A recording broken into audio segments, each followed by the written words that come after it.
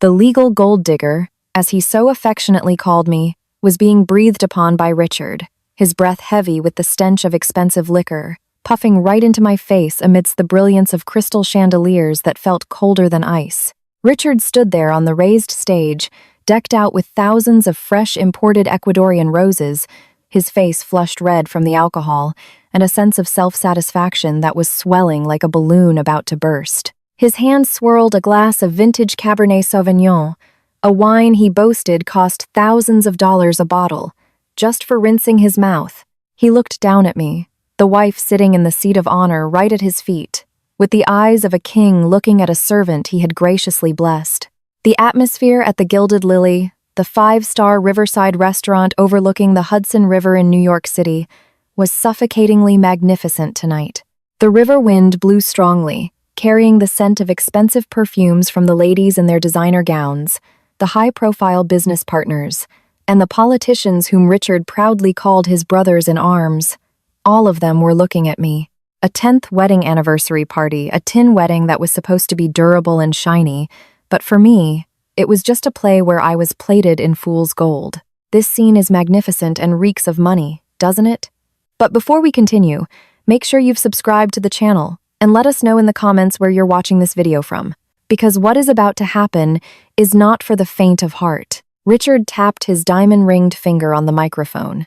The feedback screeched, cutting through the symphonic background music. He spoke clearly, his voice slurred but full of arrogance.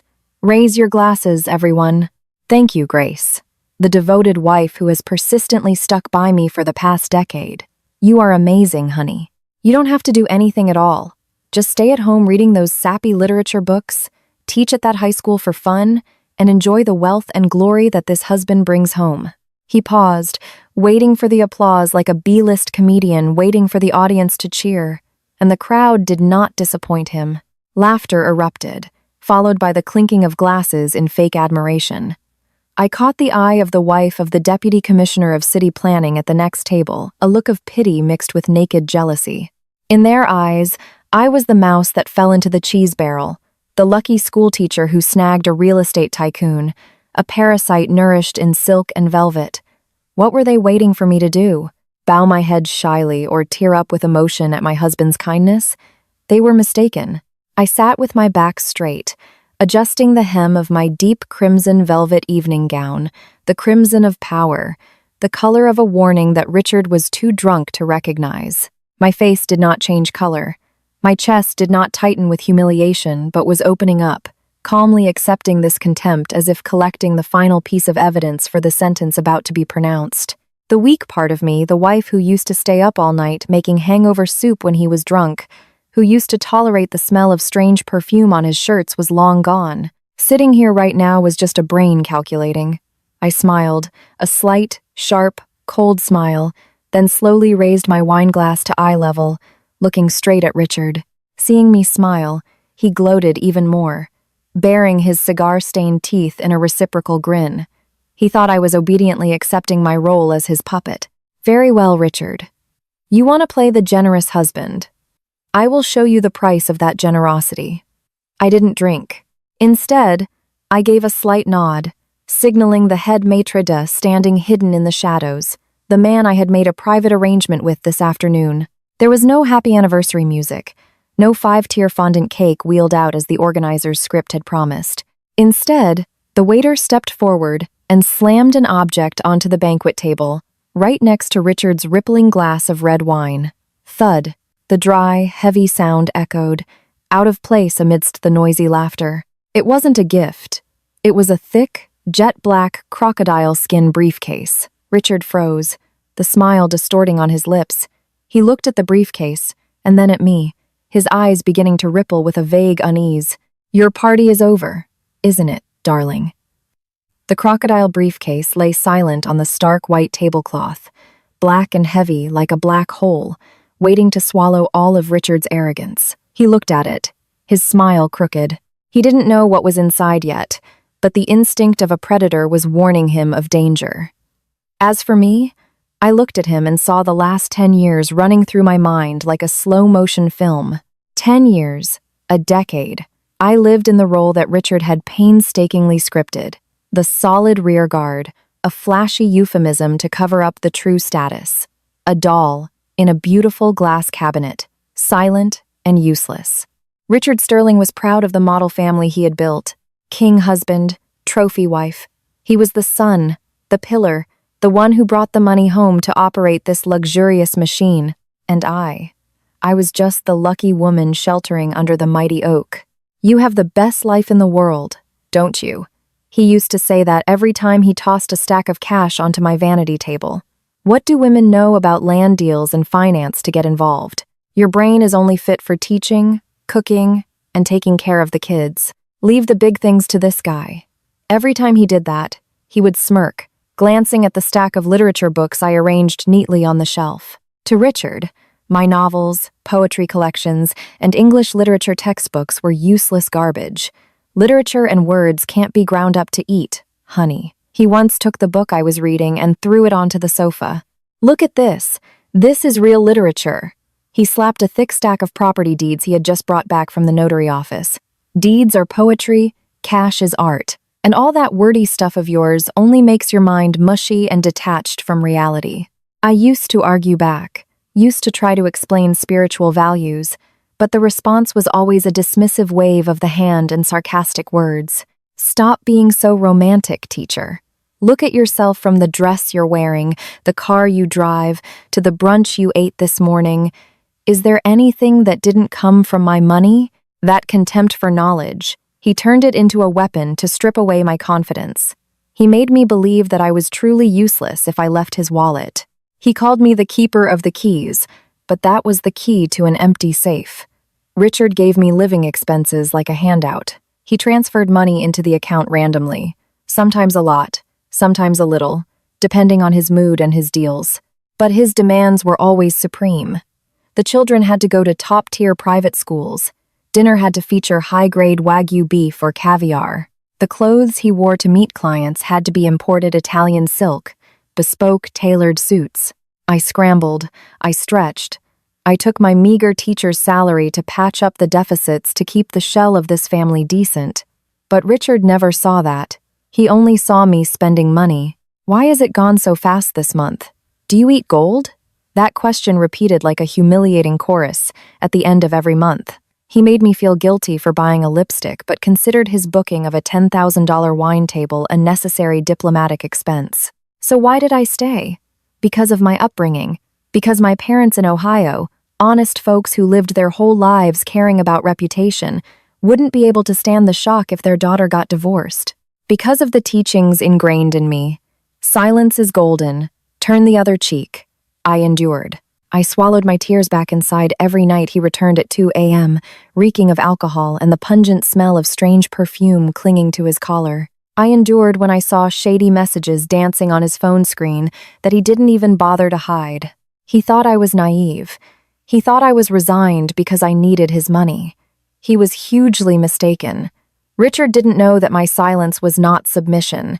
It was observation. He pushed me into the kitchen, thinking it was a place to imprison me with grease and spices, but he forgot that the kitchen is the quietest place, a place where one can hear everything most clearly. While he thought I was busy cooking the perfect pot of clam chowder that he loved, my ears were straining. I heard the phone calls he made to partners with a gloating tone about spectacular scams. I heard the numbers he bragged about to his brothers regarding undeclared black profits. And I had a habit that Richard, the nouveau riche, who despised literature, never suspected. I took notes. I didn't just record market money, electricity bills, and tuition. In the old leather notebook I hid at the bottom of the flour bin, mixed between recipes and grocery lists, were other notes. May 12th. Withdrew $200,000 cash. Said it was a deposit for Long Island land but no papers brought home. June 28th. Called a guy named Scarface Tony mentioning magic tricks for a shipment of smuggled timber. September 15th. Transferred $10,000 into Tiffany Beauty account, noted as media support. I recorded everything meticulously, detailed, coldly, like the professional habit of a literature teacher accustomed to analyzing every small detail in a text. Richard thought I was a puppet in his hands, pull the string and I must laugh, cut the string and I must fall. He didn't know that this puppet had grown eyes long ago and was silently sharpening itself right in the territory he despised the most. I looked at the leather briefcase on the banquet table. The petty notes from the kitchen of the past were now neatly inside, systematized and verified. You want a wife who only knows how to listen and keep money? Fine, Richard. Today I will show you what I have kept for you for the past 10 years. The petty notes in the flower bin, no matter how detailed, were still just fragmented pieces of a blurry picture. I needed a push, undeniable proof to connect them all. And ironically, Richard's arrogance handed it to me on a silver platter. It was a sweltering Saturday afternoon in April. Richard returned home after a round of golf, soaked in sweat and the smell of booze, tossing his leather briefcase onto the sofa. The only thing in the house he allowed me to choose myself, simply because it was expensive and looked classy for guests. He rushed into the bathroom, whistling loudly, leaving a mess of papers spilling out of the gaping mouth of the briefcase. He was too confident, the confidence of a tycoon who always thought his wife was a devout sheep, blind to numbers. I walked over, intending to tidy up as per the habit of an unpaid servant, but my eyes froze at a familiar pale pink color poking out from the edge of the bag. An invoice. I pulled it out, a flimsy piece of paper, but its weight was enough to crush 10 years of my youth in an instant. VAT invoice. Content: supply and installation of full package high-end Italian imported furniture. Total payment: $100,000. $100,000. $100,000 for a single payment. The numbers danced before my eyes, mocking me. That amount was equal to years of my teaching salary combined. The money that just last week, when I asked for $1,000 to pay the new term's tuition for our son, Richard frowned and grumbled that the company was having difficulties. Cash flow was stuck, forcing me to cut my coat according to my cloth. I looked down at the delivery address. Not this house, not the company office. Apartment B9, River City Luxury Apartments, Tribeca, NY. And the recipient, Tiffany K. The name hit my eyes like a ladle of boiling water. Tiffany, the adopted godsister, the social media hot girl with endless legs and glamorous photos whom Richard often called a strategic media partner. It turned out his strategy was to use the family's money to build a love nest for her. It turned out that while I was cutting every penny of grocery money, hesitating to buy regular beef instead of prime cuts, somewhere else Tiffany was enjoying herself on a $10,000 bullhide sofa bought with my sweat, tears, and sacrifice. The water in the bathroom stopped running.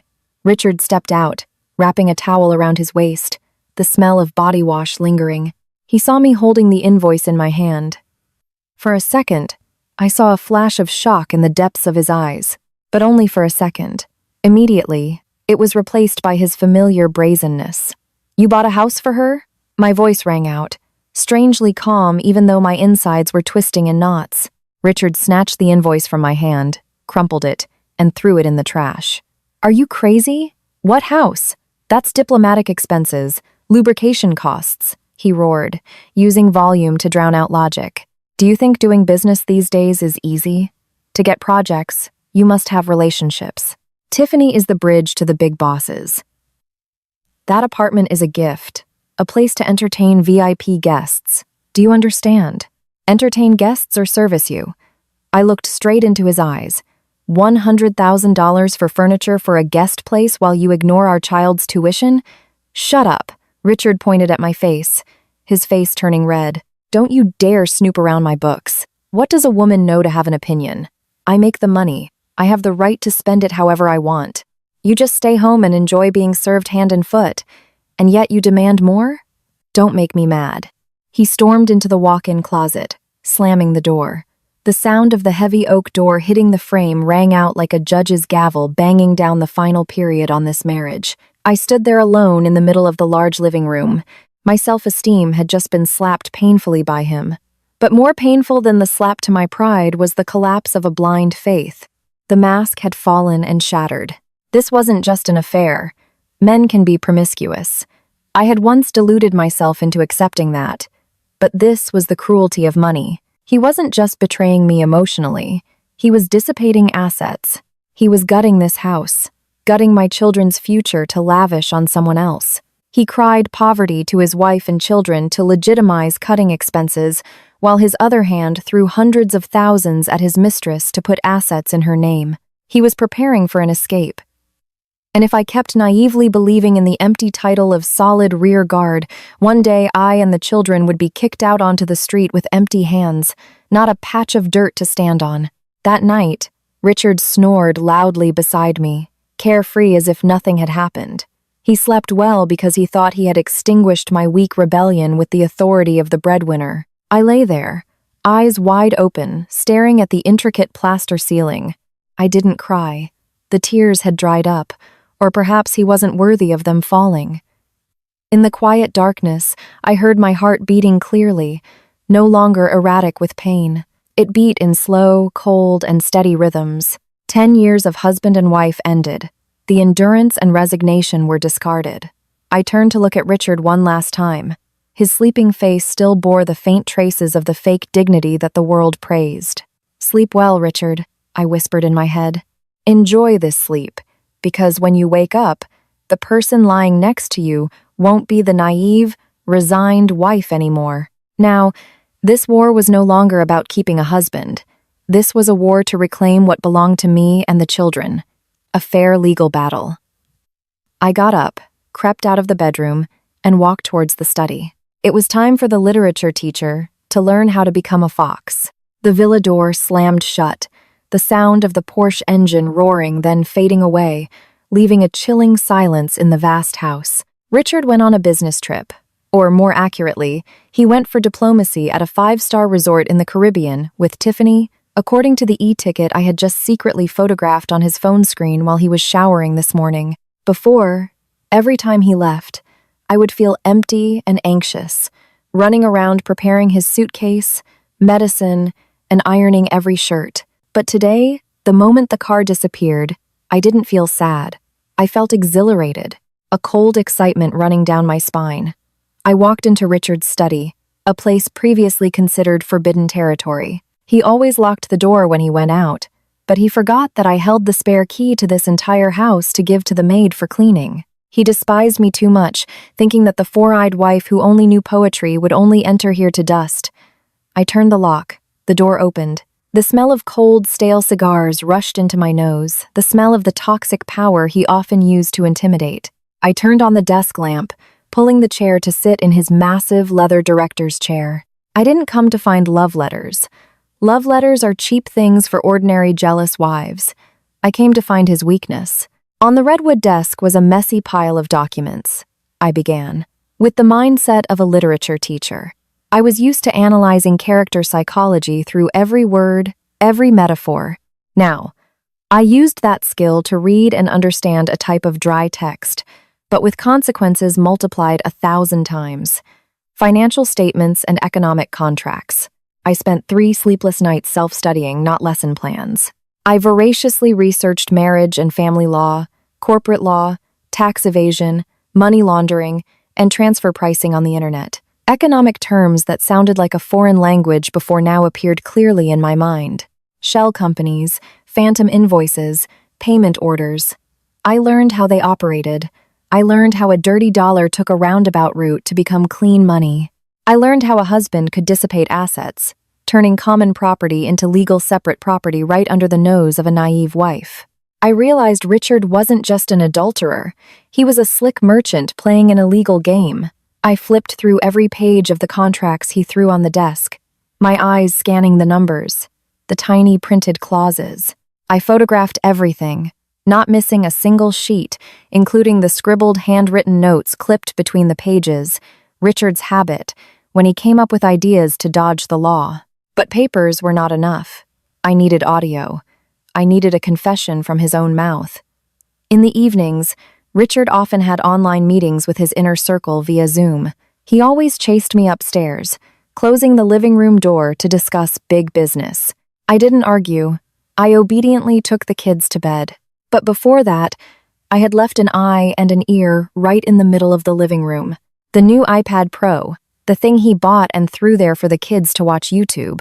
I set it to high-quality recording mode, turned off the screen, and camouflaged it under a pile of real estate magazines on the coffee table, right next to where he usually sat to smoke. I lay in the bedroom, wearing Bluetooth headphones connected to the device, and I heard everything. Is the New Jersey land deal done? Did you grease the palms at the department yet? 200,000 is a bit steep, but it must be spent, or the file will get stuck. Richard's voice boomed, full of arrogance. Bank transfer is stupid. Give cash or transfer to the girl Tiffany's account. Note it as web design payment. Don't let my name stick to it. My heart pounded, not from fear, but from disgust. He was teaching his staff how to launder money. He was dragging her into this ring, too. Every sentence he spoke was a self-confessed verdict, and the iPad under the magazines was swallowing every word. Parallel to collecting evidence of illegal activities, I started a campaign to hunt for evidence of adultery in the most scientific way. I created a fake Instagram account. It wasn't hard to find Tiffany. She was the type of person addicted to showing off, living on the admiration of others. She made everything public. I opened a spreadsheet file. Column A, schedule. Richard reported to me. Column B, Tiffany's posts. 15th. Richard reported surveying a project in Miami. 15th. Tiffany posted a short story taken at a resort in Key West with the caption, "Sunset with my person." In the corner of the photo, a man's hand wearing a solid gold watch poked out holding a wine glass. That watch was the one I personally took to get polished for Richard last week. I took a screenshot and saved it to the alibi evidence folder. I wasn't jealous. The feeling of jealousy had vanished, along with that crumpled invoice. Now looking at those photos, I only saw their stupidity. They thought social media was a stage to show off, but for me, it was a treasure trove of evidence. But the most terrifying weapon I equipped myself with during these days was not law or technology. It was stupidity. I learned to act the role of a dim-witted wife. When Richard returned after the trip, he found me fumbling with the tablet, pretending not to know how to pay the electricity bill online. "You are hopeless, Grace." Richard snatched the device, cursing as he tapped. "Can't even handle a simple transfer. Is your head full of straw? It's the digital age, and you're like a caveman." I bowed my head, whispering, "I'm sorry. All these numbers confuse me. I'm afraid of pressing the wrong button and losing your money. Good that you know that. Don't meddle in my business." He threw the device on the table and tossed the keychain and the OTP generator device next to it without bothering to put them away. Because in his eyes, I was a tech idiot, a person harmless to the point of being laughable. I looked at the blue digital security token lying carelessly on the wooden table surface. Richard went to shower gleefully, believing he was living with a stupid sheep. He didn't know that the sheep had just memorized his computer password and that the digital token was the key to opening the dungeon door he was trying to hide. The enemy's contempt was my safest shield. I smiled, the smile of a fox that just saw a trap but pretended not to know, waiting for the moment to take down the hunter. The How to Be a Fox course had been passed with honors. Now was the time for practice. The bathroom door closed. The sound of rushing water rang out like a curtain of sound covering up dirty plots and simultaneously covering my actions. Richard was showering. He had a habit of showering for a very long time, whistling loudly while doing so, believing that the world outside that door still lay prostrate at his feet. He didn't know that world was collapsing. I darted to the desk. The blue digital token still lay carelessly next to the keys like an invitation. My hands didn't shake, absolutely not. Fear had evaporated with the last teardrops that night. Now there remained only the cold focus of a bomb disposal expert. I plugged the token into the USB port. The laptop screen lit up. Password: Sterling Group 6868. He was too conceited, always using this ambitious name for every account, as if afraid people would forget his empire. I accessed the electronic tax filing system.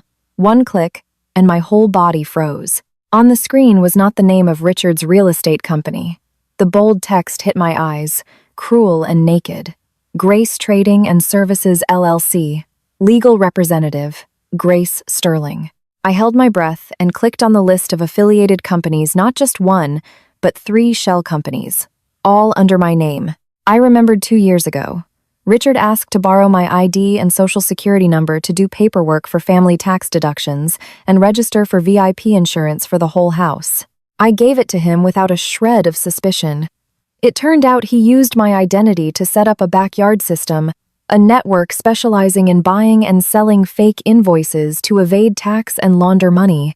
I gripped the edge of the cold wooden desk to keep from collapsing. He didn't just betray me. He sold me out. If this network were exposed, and it certainly would be with his reckless way of doing business, the person standing before the judge would be me. I was the director on paper. I was the person criminally liable. As for Richard, he would just be an innocent advisor, a husband who had no idea his wife was doing illegal things. He had prepared a retreat path for himself, and that path was paved with my freedom. Anger flared up, burning my insides, but my reason became sharper than ever. I continued to trace the money flow. International transfer orders appeared tens of thousands of dollars. Oct 10th. Transferred $50,000 USD. Content. Payment for strategic consulting fees. Nov 20th. Transferred $100,000 USD. Content. Payment for market research fees. Beneficiary. Tiffany Consulting Limited, a bank in the Cayman Islands. Consulting fees. Ridiculous. A hot girl who only knew how to look fancy and pose on TikTok consults on what? Consulting on how to wreck other people's families? No, this was money laundering. He was gutting assets in the U.S., transferring them offshore under the guise of fake economic contracts for Tiffany to keep. He was preparing for an escape. I shuddered as I opened a folder named New Project deep in the D drive. Inside was a scanned file. The image was clear and easy to observe. Mortgage contract for land use rights. Collateral. The villa we were living in. The house where my children were sleeping, soundly upstairs. Richard was applying for a huge bank loan, using the roof over my mother and children's heads as collateral for some ghost project. If he took the money and ran away with Tiffany, the bank would foreclose on the house. My children and I would be on the street with nothing, carrying a huge debt and a suspended prison sentence hanging over my head for tax evasion. Too cruel. He left me no way to live. The water in the bathroom was still running. I glanced at the clock, about 5 minutes left before he finished his grooming routine. Electronic data is not enough. I need physical evidence. I turned to the safe, sitting quietly in the corner of the room, hidden by a large money tree plant. He kept the most important things there, the original property deeds and, more importantly, the notebook recording bribery money, the black list of officials he had bribed. I knelt before the safe, my fingers hovering over the keypad. What was the password? My birthday? No chance. Wedding anniversary? He wouldn't even remember if Facebook didn't remind him. Kids' birthdays? He didn't love the kids that much. I remembered the flight ticket to the Caribbean the other day. Remembered the lavish birthday party Tiffany just organized on Facebook last week. I took a deep breath, entered the sequence. 120898. Beep beep. The sound of the latch clicking open rang out dryly. Clack! I laughed, a bitter laugh to the core. He loved his mistress so much, he used her birthday to protect his black assets. His arrogance and stupid infatuation were the key handed to me, giving me the upper hand. The heavy steel door opened. Inside, stacked on top of each other, were bundles of foreign currency, several property deeds, and lying on top, an old jet-black leather notebook. I opened the notebook, Richard's handwriting. Jan 20th, Mr. Long, planning debt, $50,000. March 15th, Mr. Harry, tax, $100,000. Line by line. This wasn't just evidence of tax evasion. This was a death list. If this notebook got out, not just Richard, but a whole chain of interest groups would collapse. He kept it as a talisman, to blackmail the corrupt partners, but now it was a danger right next to him. I pulled out my phone, photographing every page clearly, not missing a word. My hands flipped fast, the camera shutter sound off. Only my heart beat rapidly in my chest. Then I plugged the external hard drive into the laptop, copying all accounting data, ghost contracts, and transfer history. 3 minutes, 2 minutes. Done. I pulled the hard drive, stuffed it into my waistband. I put the black notebook back in its old position in the safe, adjusted the angle of the money stack exactly as it was, closed the safe door clack, wiped fingerprints on the keypad. I pulled the digital token, put it back next to the keys, rotated the keychain facing to the right. exactly the way he had thrown it down. Everything returned to its original state. The room was silent, as if no one had ever intruded. The water in the bathroom stopped. I quickly sat down on the sofa in the corner, picking up a real estate magazine, pretending to be waiting for him. The bathroom door opened. Richard stepped out, cheerfully towel drying his hair, the smell of strong body wash radiating. He saw me, frowned. "What are you doing in here? Planning to ask for money again?" I looked up at him. In my eyes at this moment, there was no longer fear or pleading. I looked at him like looking at prey caught in a net, struggling its last breaths without knowing. "No," I smiled, my voice light. "I just came in to see if you needed help. You seem to be working so hard." Richard huffed, pride clearly visible. "Good that you know your place. Get out so I can work." I stood up and walked out of the room. The door closed behind me. I placed my hand on my chest. Inside the thin shirt, the cold hard drive was pressing against me, but it made me feel strangely warm. I had grabbed his throat. Now was the time to squeeze. A week before the anniversary party, the atmosphere in the house suddenly changed strangely. Richard became kind. He no longer came home at midnight smelling of booze. He came home early for dinner, praised the pot roast I cooked, even asked about the children's studies, something he hadn't bothered with all year. This sudden change didn't move me. It gave me the creeps, like a predator suddenly licking its prey before delivering the killing blow. Richard's sweetness reeked of calculation. I knew D-Day had arrived. He needed something from me. And just as predicted, Wednesday evening after dinner, Richard placed a dark red velvet box on the table. "For you." His voice was deep and warm, solicitous to the point that if I were the me of a month ago, I might have cried with happiness. I opened the box. A ruby jewelry set lay on white silk pigeon bloodstones. Beautiful, luxurious, and expensive. "Early 10th anniversary for my wife." Richard put his arm around my shoulder, breathing hot breath into my ear. "I know lately I've been busy, neglecting you. I want to make it up to you. You deserve the best." I let him put the necklace on my neck. The cold stone touched my skin, heavy. I looked in the mirror, saw myself smiling, the smile of an actress playing an excellent role. "Thank you, honey. It's beautiful." Richard kissed my hair lightly. Then, like a magician, he pulled a thick stack of files from his briefcase, placing them gently next to the jewelry box. "By the way, help me with a small thing. The company is expanding a new project. Needs working capital urgently. I'm doing bank loan procedures. Need your signature as guarantor. Just a formality." He handed me a gold-plated pen, the cap already open, pointing the sharp tip towards the line "Wife awaiting." "Sign here, here, and here too. Quickly so I can send it to the credit department tomorrow morning," he urged, his finger pointing continuously at the places to sign, deliberately flipping the document pages fast so I couldn't read the content. He believed the sparkle of that ruby set was enough to blind me, and the blind faith of a housewife would make me put my pen to sign my name on the final verdict. But he was wrong. I held the pen but didn't sign immediately. I twirled it gently in my hand, pretending to admire it. "So many papers, honey. I'm getting dizzy," I pouted. My voice was light. "Administrative procedures are just complicated like that.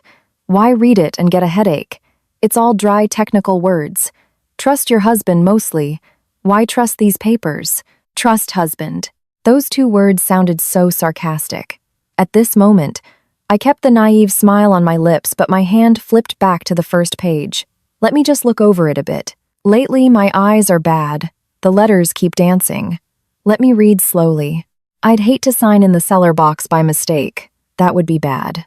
Richard froze slightly, his foot starting to tap on the floor, signs of impatience and annoyance being suppressed. He didn't expect the doll in the glass case today to demand to see the instruction manual. I read not skimming. I read every line. And then I saw it. Cleverly clipped between the mortgage contract and the disbursement request was a thinner paper with a brief title, but inside was silent destruction. Agreement on separate property regime. Its content was so cruel I had to bite the inside of my cheek not to burst out laughing in contempt. According to this document, I voluntarily confirmed that the upcoming loan would be used to invest in a subsidiary, and all profits or assets formed from that investment would be Richard's separate property, meaning we shared the debt. If the house was lost, we both went to the street. But if there was profit or new assets bought from the loan money, it was his alone. He wanted me to sign a paper selling myself. He wanted to use the family's last credibility and joint assets as a springboard for a new life with his mistress. And I would stay with the pile of debt. The trap is sweet. This saying had never been so true. That ruby jewelry set wasn't a gift. It was money buying my ignorance. I flipped to the next page, and this time my heart skipped a beat. A power of attorney for disposal dated from last year. At the bottom of the page, my signature sat arrogantly. Grace Sterling. The handwriting was soft, flowing, 99% similar, but I knew for sure that wasn't my signature. I never signed this document. On the final hook of the letter G, I always had a habit of underlining a sharp stroke. This signature didn't have it. He had forged my signature. He had practiced. He had traced my handwriting on previous documents to execute transactions I had no idea about. This was no longer a civil matter. This was a criminal offense. Forging seals, documents of organizations, fraud to appropriate assets. Anger flared up violently, but I drowned it in the icy bottom of my eyes. I couldn't expose him right now. If I made a scene, he would destroy evidence, use violence, or dissipate assets faster. I needed to keep this paper. Why so long, honey? Richard's voice started to get testy. Done reading yet? I still have an online meeting. I looked up, eyes glistening, pretending to be deeply moved. My hands trembled, a perfectly acted tremble causing the pen to drop clack onto the floor. Oh, I'm so clumsy. I bent down to pick up the pen, conveniently clamping the separate property agreement and the paper with the forged signature between the pages of the fashion magazine I had on my lap under the table. When I looked up, only the harmless pages remained in my hand. Honey, I grimaced, raising a hand to rub my temple. Suddenly I'm so dizzy. Maybe the smell of new nail polish is making the text blur. How about I sign tomorrow? You're going to the bank tomorrow morning anyway. Richard frowned, suspicious. Signing takes a second. Why wait until tomorrow? Don't start acting up. I wouldn't dare, I said in a weak voice. But my hand is shaking like this.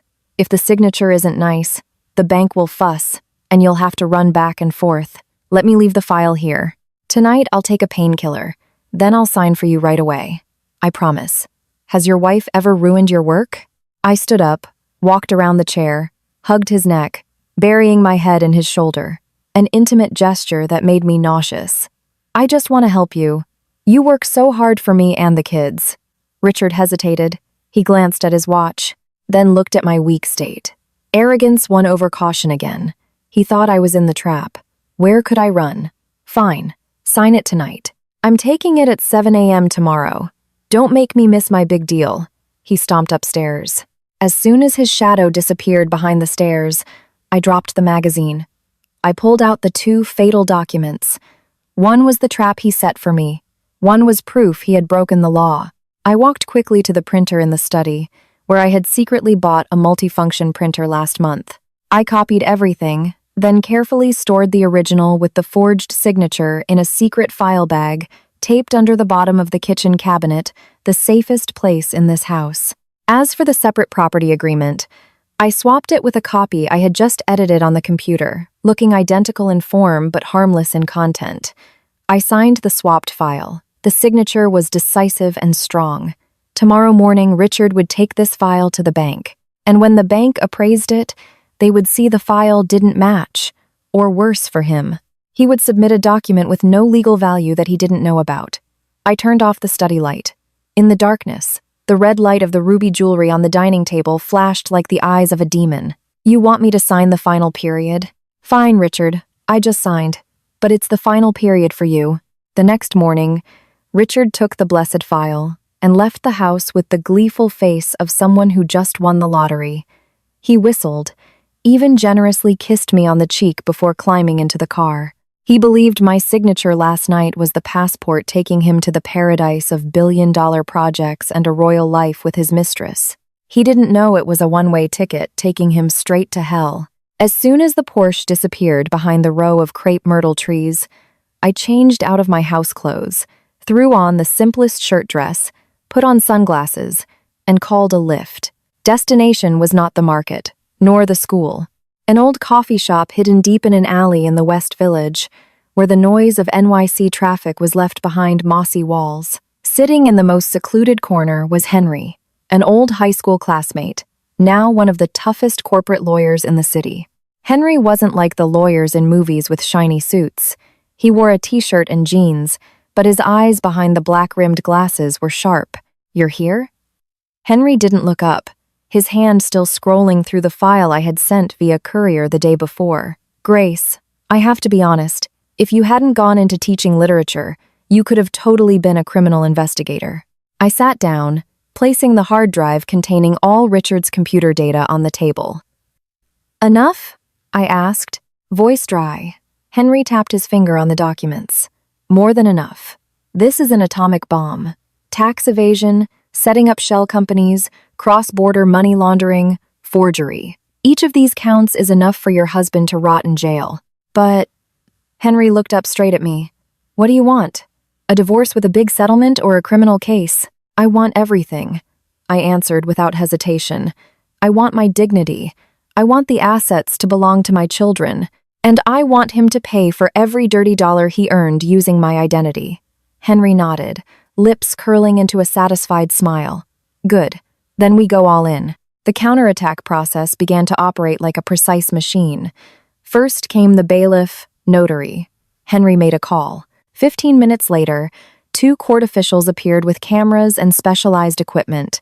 We worked continuously for 3 hours. Every post on Tiffany's Facebook, every message Richard sent to partners discussing bribes, every photo of the black notebook in the safe, all were documented in an affidavit. "Why do we have to do this?" I had asked. "To freeze the evidence," Henry explained. "When Richard gets arrested or when he smells danger, the first thing he'll do is delete data, lock social media accounts. This affidavit is proof of the scene, legally undeniable in court, even if he burns everything later." I looked at the red stamps being pressed onto every page of the affidavit, feeling like each stamp was a period ending Richard's career. Next step, the whistleblower complaint. Henry drafted 2 letters, one to the FBI's white-collar crime division, one to the IRS. The content of the letter wasn't the crying of a betrayed wife. It was the steely indictment of a citizen reporting a crime. I attached the statement of cash flow to the Cayman Islands, the list of shell companies under my name but with forged signatures, and most importantly, the copy of the bribery notebook. "Send it anonymously," Henry advised. "Send it today." The verification process will take about 2 weeks, fitting perfectly with the 10th anniversary party. "You calculated this carefully." "I didn't calculate it. Karma did." Henry laughed dryly.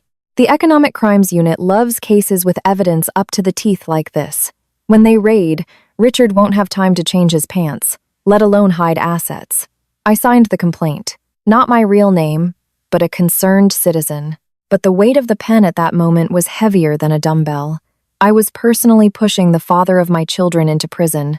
Was it heartbreaking? Yes. But that pain had been destroyed by his cruelty from the night I saw the invoice for her furniture. I wasn't pushing him into prison.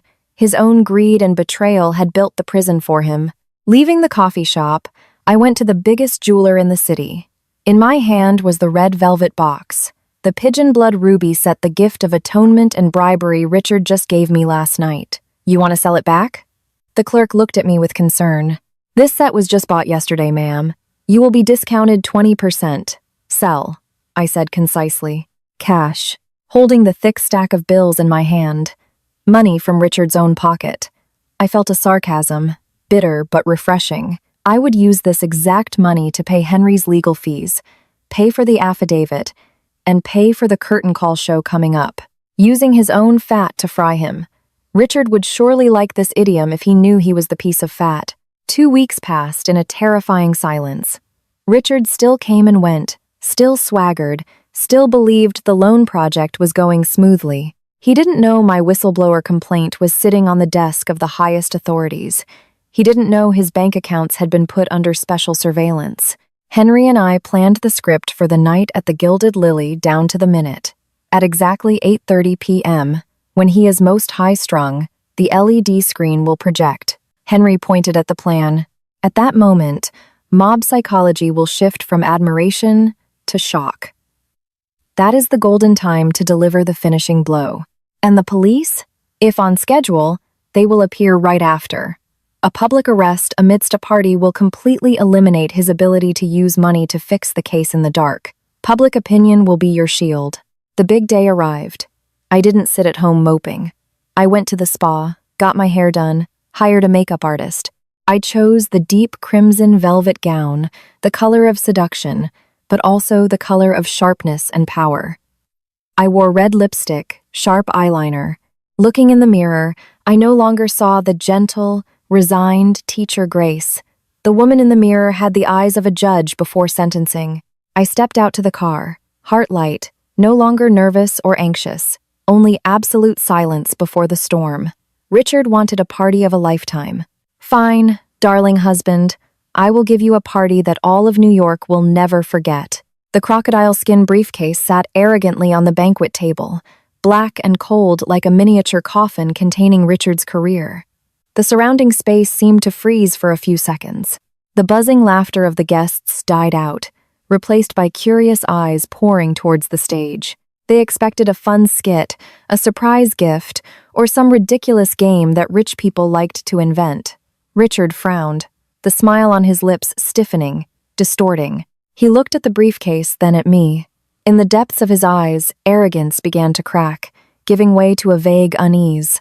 "What is this?" he growled, trying to keep his voice low so only the two of us could hear, but the microphone in his hand was still on. The growl echoed out to the speakers, sounding like a wounded animal. "What kind of clown show are you pulling, Grace?" I didn't answer. I stood up slowly, deliberately. I adjusted the microphone, directing my gaze towards the sound technician standing in the dark corner. The person Henry had briefed thoroughly since the afternoon. I nodded slightly. "You are always proud of your achievements, of your generosity."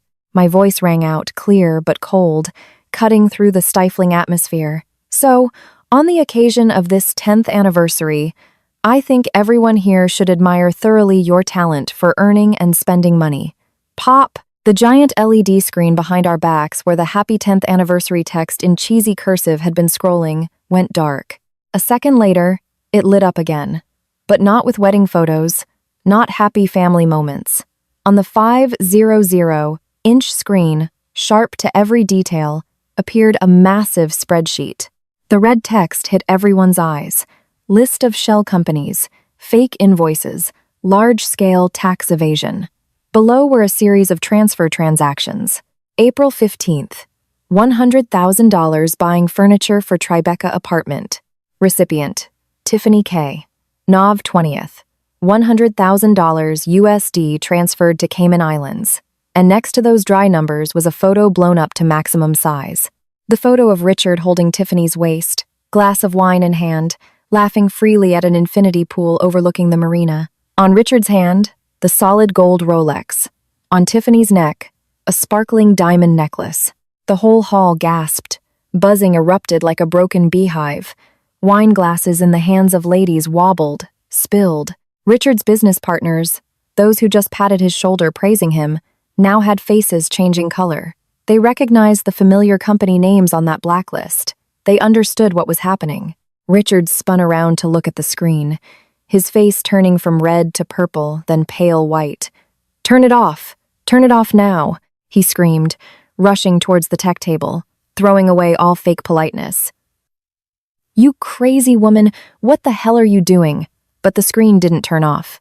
It switched to the next page. Scans of the black notebook with the list of bribed officials. The abbreviated names were enough to make those involved shudder. I still stood there calmly, opening the lock of the crocodile briefcase on the table. Click! I pulled out the thick stack of files, raising them high in front of everyone. "This is not a joke," I said, voice steely. "This is the full statement of dirty money flows that my husband, Mr. Richard Sterling, has executed over the past 5 years. And here," I pointed straight down into the crowd where a young girl in a gorgeous evening gown was shrinking back, face pale behind layers of makeup, "is Miss Tiffany K., the lover and reluctant chief accountant in this money laundering ring." Tiffany stood up abruptly, intending to run. but the spotlight shone straight on her. She froze in place, trembling like a leaf. "Thank you, Tiffany." I looked straight into her eyes, smiling. The smile of a hunter who has cornered the prey. "Thank you for helping me spend that dirty money. Thanks to your glamorous photos, the investigation agency has enough evidence to charge you with consumption of assets acquired through the commission of a crime and accomplice to money laundering." "No, I don't know anything," Tiffany screamed, voice breaking with panic. "Richard told me it was clean money. He tricked me. Shut up." Richard lunged forward, intending to snatch the microphone from my hand. He raised his hand, intending to strike me right on stage, but his hand stopped in midair, because right at that moment, the phone in his pocket rang. The ringtone rang out piercingly, urgently, drowning out the chaotic noise. It was the company CFO calling. Richard looked at the phone, hands shaking violently. He didn't dare answer, but didn't dare hang up. He looked at me, eyes pleading, begging for a mercy he had never given me. I jerked my chin towards the phone. "Answer it, Richard. Important news." Richard tremblingly slid his finger to answer, putting it on speakerphone unconsciously.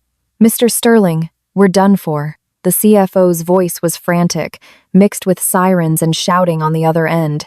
"Economic Crimes Division, Feds. They are locking down the office, sealing the machines. They have a search warrant for the house, too. You need to run, fast." The phone slipped from Richard's hand, hitting the wooden floor with a thud. He collapsed. His knees hit the ground right at my feet, not a posture of kneeling to apologize, but the collapse of a body that had lost all vitality.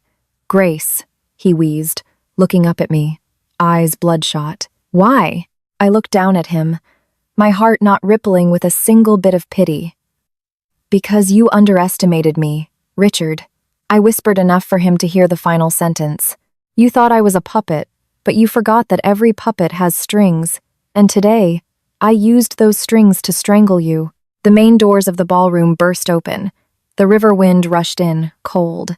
But colder than the wind was the appearance of people in uniform stepping in, solemn and decisive. Leading them was an investigator holding an emergency arrest warrant. The magnificent atmosphere of the Gilded Lily instantly collapsed into a heavy silence. The deep red roses that were once the arrogant highlight of the party now lay scattered on the floor, evoking a sense of brokenness and pity after a glorious moment extinguished. I stepped back, ceding the stage to the law. The curtain fell, and my role as the legal gold digger tonight ended in the most glorious way. The sound of handcuffs clicking onto Richard's wrists emitted a dry, cold sound, permanently ending the symphony of showing off he had hand-composed for a decade. He was dragged away by two officers between two rows of people. The luxurious guests who just clinked glasses in congratulations now simultaneously raised their phones, flashes blinking continuously, not to honor, but to record the most pathetic moment of a fallen tycoon. Richard hung his head, trying to avoid the lenses. His expensive Italian suit disheveled, sweat washing away the foundation, revealing a face gray with fear. He walked past me. In a brief moment, our eyes met. No more arrogance, no more condescension, only the extreme panic of a beast caught in a trap, still not understanding why the trap was right under his feet. Right behind him, Tiffany was screaming and struggling in the hands of a female officer. "Let me go! I don't know anything! I'm a victim! Richard tricked me!" she cried, mascara running down her cheeks, washing away the usual posh, haughty look. She looked at Richard with eyes full of hatred, the eyes of an accomplice, realizing she was going down too. The true love they bragged about on Facebook? It evaporated faster than alcohol the moment they faced prison sentences. The next morning, the names Richard, Sterling, and Tiffany became the hottest keywords on social media. Clips filmed at the Gilded Lily spread at dizzying speed on TikTok. Sensational titles: Fake Tycoon, Exposed by Wife at Anniversary Party. Mistress caught red-handed money laundering. Netizens, the cruelest judges, got involved. They dug up Tiffany's photos, showing off designer bags, luxury cars, Richard's moralizing status updates about effort and business ethics. Everything became a joke. The empire of virtual fame Richard painstakingly built with dirty money and deception collapsed overnight, bursting like a soap bubble. But the legal storm was what truly crushed him. With the file I provided, especially the photos of the black bribery notebook and the hard drive with the parallel accounting data, the investigation agency didn't take much time to consolidate the case. Richard couldn't deny it. Tax evasion, forgery of documents, violation of accounting regulations causing serious consequences. Assets were immediately frozen to remedy the consequences. The riverside villa he previously loved more than his wife and kids, the phantom land lots all sealed. His wealth turned out to be just a flashy coat of paint over a pile of debt and violations. As for Tiffany, she thought she could escape by playing the innocent lover, but the law doesn't operate based on crocodile tears. Henry helped me point out clearly the money flows into her accounts in the Cayman Islands. She wasn't just spending, she was a crucial link in asset dissipation and money laundering. At the interrogation room, Tiffany turned to bite Richard wildly. She revealed all the places Richard hid cash, the secret meetings she accompanied him to, just hoping for a lighter sentence. Her betrayal of her lover was even more brutal than the revenge of the wife. As for me, I stood outside that storm, safe and clean, exactly as planned. Thanks to the alibi evidence I collected, thanks to the separate property agreement Richard forced me to sign, I was determined to be an innocent party. I was a victim of identity theft. I kept custody of the children. And more importantly, Henry helped me prove that the small house in the suburbs, the inheritance from my parents that Richard once intended to secretly transfer to a shell company, was my legal, separate property. That was the last bit of capital I kept from this pile of ashes. 2 months later, at the detention center, I sat opposite Richard across the glass partition. He was gaunt, head-shaved, wearing a black and white striped jumpsuit. No more Tom Ford perfume smell, only the cold smell of antiseptic. He looked at me fixedly, his sunken eyes flashing with anger. He was still in shock. "Why?" he asked, voice hoarse and broken. "How could you do it? You're just a teacher. You only know cooking and reading poetry. How did you know those things? How did you calculate like that?" He still didn't believe it. Even now, he still didn't believe the four-eyed wife he despised was the one who put him in here. I looked at him with strange calmness, no more hatred, no more pity, just compassion for a man who had blindfolded himself to the truth.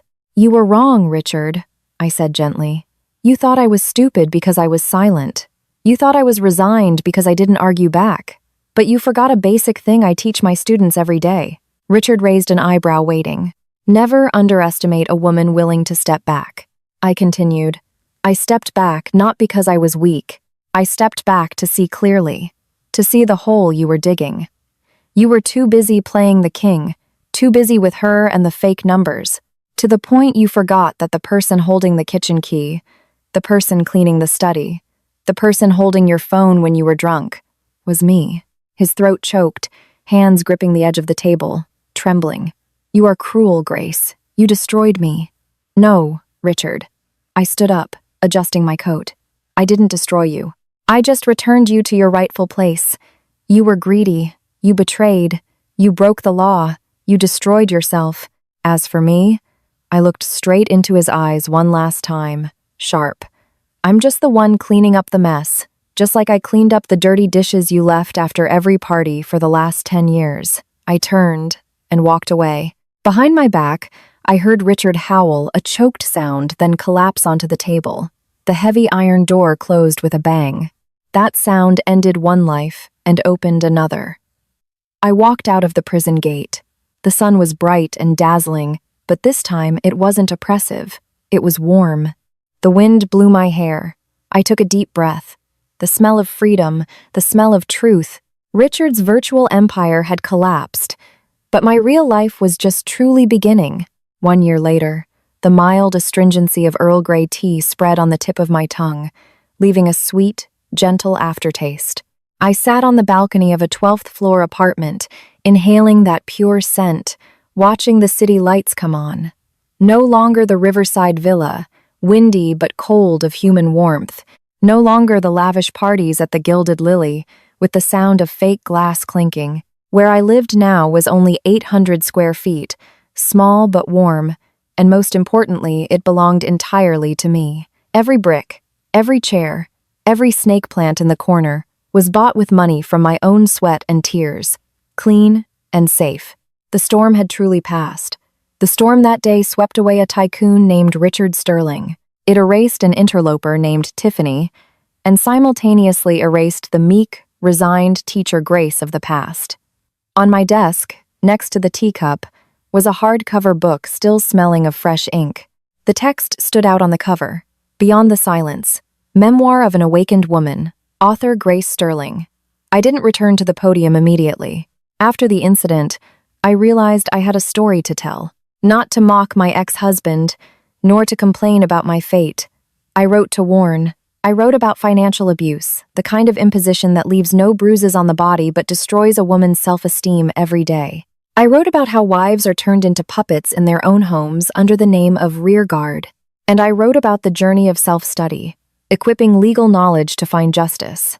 The book became a bestseller just 2 weeks after release. Thousands of messages were sent to me every night. Strangers, women telling me about dictatorial husbands, about debts they had to shoulder, about the helplessness of not controlling finances. I read them all, and I answered them not with empty advice, but with the price paid for those dark years. Don't cry, learn the law, keep money, and take notes. I became a content consultant for a major media company specializing in women's education. The income wasn't huge like Richard's fake numbers of the past, but it made me sleep well every night. Yesterday afternoon, I accidentally ran into Brad, an old associate in Richard's real estate group, in the building lobby. Before, at parties, Brad used to glide past me as if I were invisible, or just nodded socially, then turned to clink glasses with Richard. But today, Brad stopped. He looked at me, not with a prying or pitying look, but with a mix of respect and wariness. "Hello, Grace," Brad said respectfully. "I read your book. Honestly, I was very surprised. Back then, to be honest, us men just thought you were, just a mobile flower vase, knowing how to cook and nod." I smiled, responding to him gently. Brad laughed awkwardly, scratching his head. "We were wrong. Huge mistake. Richard lost you. He lost the best feng shui of his life without knowing it." "Thank you," I replied, voice calm. But Richard didn't lose me. He lost himself. That brief meeting was a sweet confirmation. I don't need the title of tycoon's wife to make others bow. I stand tall on my own feet, and the world automatically has to look at me with different eyes.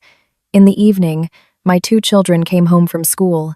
They chatted about the class president, fighting over the sweet and sour pork ribs I cooked. Occasionally, the older one still asked about Dad. I didn't sow hatred in the children's heads.